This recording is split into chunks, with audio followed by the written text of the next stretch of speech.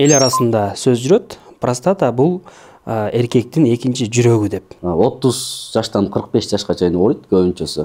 40% эркектерде учурайт. Тамеки чегүү, анан спиртной ичимдиктерин ичкен негизи эле көп оорулардын фактору болуп эсептелет. Жыныстык катнаш канча убакытка узарыш керек жана канча убакытта болуп туруш керек? Простатит бар экенин кантип аныктаса болот? Жана өз алдынча бул оорулуу простатит экенин биле алышабы? Тукумсуздукка алып келиши мүмкүн. Эрекциянын жоктугуна, начарлашына алып келиши мүмкүн. Андан сырткары жана эң коркунучтуу болгон рак оорусуна да алып келиши мүмкүн. Саламатсыздарбы? Биздин Главная ден соолук подкастыбыздын көрүүчүлөрү.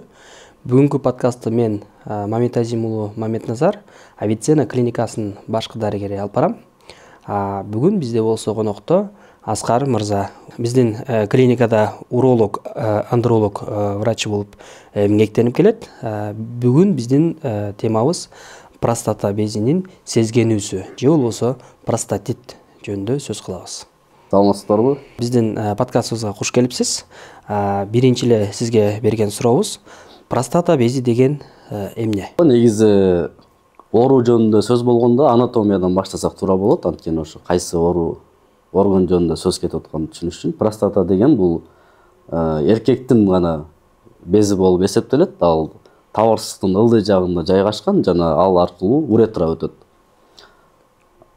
Анан простатит деген оору болсо уже ошо простата органынын сезгенүүсү же инфекциясы болуп эсептелет. Эл арасында сөз жүрөт. Простата бул эркектин экинчи жүрөгү деп. Бул эмне себептен айтылат жана ошол простата безинин кылган кызматы эмне? Ошо боюнча дагы биздин көрүүчүлөргө кыскача айтып берсеңиз.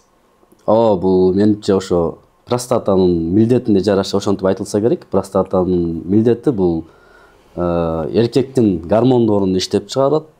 Андан сырткары секрет деп коет, орусча секрет простаты, ошондой суюктук чыгарат. Анан бул суюктук өз чейинде сперматозоидтун бир бөлүгүн түзөт. Жана ошондой эле эрекция процессине катышат. Негизи эле ушу простата бези эркектер арасында канчалык кеңири таралган, мындай канча пайызга алсак, канча пайыз эркектер бул оору менен ооруп келишет? Простатит оорусу менен статистика боюнча, дүйнө статистика боюнча 30 жаштан 45 жашка чейин ооруйт көбүнчөсү. Анан бул 40% эркектерде учурайт. Бул ооруга алып келген кандай себептерин да кыскача айтып берсеңиз? Простатит оорусуна алып келген себептер көп. Алардын ичинен эң негизгиси бул негизгилеринен бири бул жыныстык жол менен жуккан инфекциялар. Жыныстык жол менен жуккан инфекция бул уретра аркылуу көтөрүлүш жолу менен кирип, анан аягында ошо простата безине таасир этет. Инфекция бул ошо көбүнчө незащищенный жыныстык катнаш деп коелу, ошо аркылуу жугат. Сакталбастан. Жыныстык катнаш сакталбастан. Андан кийинки факторлор булар секрециянын топтолушу, орусча айтканда застойный простатит деп айтылат. Бул эме көбүнчө ошо жыныстык катнаш болбой калганда кезигет эркектерде. Анткени жана биздин секреция бул жыныстык катнашка кошулганда бул сперматозоидтер менен спермалар менен чогуу чыгыш керек. Кийинки фактор бул кыймылсыз жашоо образы.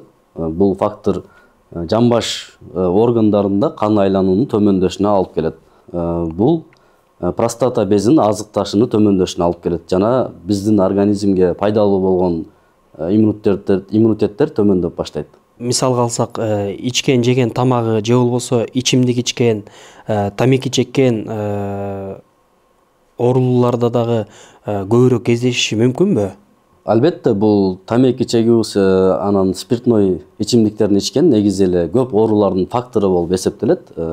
Ошондой эле простата органына деле ошондой өз таасирин билдирет. Бул суроону бергенимдин себеби бизде ичимдик ичкенде ички органдар гана жабыркайт, тамеки чеккенде өпкө органы гана жабыркайт деген түшүнүк көп да. Бул менен багыл биздин көрүүчүлөргө ичимдик ушундай эле чылым чеккен бул ошол тукумсуздукка ошондой эле эркек бездерге дагы зыяны толук тийгенин баягы жеткизгим келди да. Тамеки азыр табарсык рак оорусунун эң негизги причиналар себептеринен бири болуп эсептелет. Ошондой эле простата органуна деле кан аркылуу барып өз таасирин билдириши мүмкүн. Сиздин баамыңызда сизге келген оорулардын негизги саны бул айыл жергесинен көп келишеби же шаар жеринен көп келишеби? Бул сиздин баамыңызда да? Бул жана айтып кеткендей эле факторлорго кыймылсыз жашоо образы деп айтпадыкпы? Ошон үчүн көбүнчө бул ошо кылган жумушу менен, кесиби менен байланыштуу. Анткени ошо кээ бир адамдар, азыр эркектер көбүнчө эле офистерде иштеп калды, отуруп кыймыл аракет жок. Ар дайым кечке 12 саат отурат же болбосо айдоочу болуп иштешет. Ошолордо көбүнчө көп кезигишет. Анан тамеки чеккен ошо эмелерде. Андан сырткары ошо жыныстык жашоону аз образ ошондой болсо, ошондо да көп кезигет. Кандай белгилери болушу мүмкүн? Оорулар башкы ушул оору башталып атканда эле биле алабы же болбосо качан гана өтүшүп кеткенде белгилери байкалабы? Негизи простатит бул бизде классификация деп айтылат. Ошо классификация боюнча 4 категорияга бөлүнөт. Бул биринчиси өткүр простатит, бактериалдуу простатит, экинчиси өнөкөт бактериалдуу простатит, андан сырткары дагы өнөкөт жамбаш оору простатити, бел оорусу деп айтылат, туура айтканда. Анан асимптоматикалык деген простатит да бар, ошо белгилери жок деген. Азыр эми бүгүн биз өнөкөт простатит жөнүндө сүйлөшөлү анда. Анткени көбүнчөсү ошо простатит менен ооругандар кеңири жайылган, көп кишилер анан ошону байкабай жүрүп өткөрүп салышы мүмкүн. Өнөкөт простатиттин белгилери бул биринчи эле тез зара кылуу, андан сырткары бул оору сезими бул чатта, курсактын ылдый жагында, жыныстык мүчөдө же жумурткаларда болушу мүмкүн. Андан сырткары дагы эрекциянын начарлашы жана мүнөтүнөн эрте бүтүп калышы. Ошондой эмелерде учурайт. Негизи эле баягы эркектердин берген суроосун мен көп байкайм. Жыныстык катнаш канча убакытка узарыш керек жана канча убакытта болуп туруш керек деген суроо көп берилет. Бул боюнча да дүйнө жүзүндө изилдөөлөр өткөрүлгөн.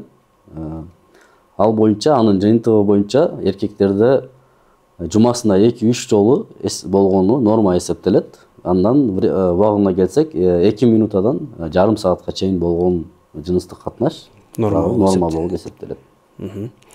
Бул оорунун кантип алдын алсак болот? Бул оорунун алдын алыш үчүн биринчи секрецияны топтолушуна жол бербөө керек. Мунун үчүн стабилдүү жыныстык катнашта болуу керек.